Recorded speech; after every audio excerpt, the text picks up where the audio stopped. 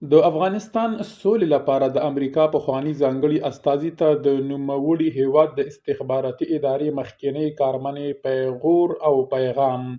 سارا اډمز زلمي خلیلزاد ته ویلي د محمود شاه حبیبي پوښتنه دې وکړه دا چې نور یې څه ویلي او د خلیلزاد ځواب ورته څه دی.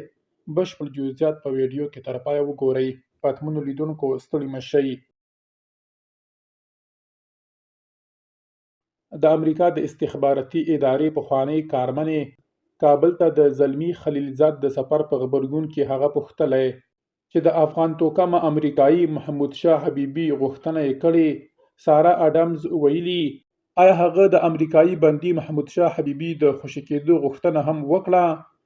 خلیلزاد دا ځل تېره ورځ له اډم بولر پرته د طالبانو او امریکا د اړیکو پراختیا هڅو په موخه کابل ته تللی. دا په روان کال کې د زلمي خلیلزاد دریم سفر دی چې کابل ته یې کوي.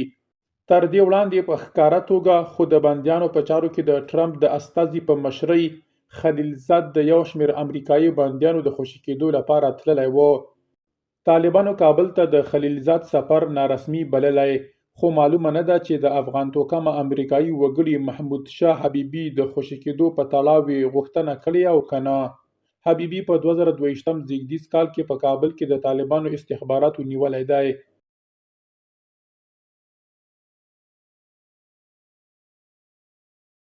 طالبان وایي هغه دوی نه دی نیولی او ورسره نشته، خو د امریکا د فدرالي څېړنو ادارې ویلي د هغه موبایل 2 ځلې د طالبانو د استخباراتو په ریاست کې چالان شوی دی.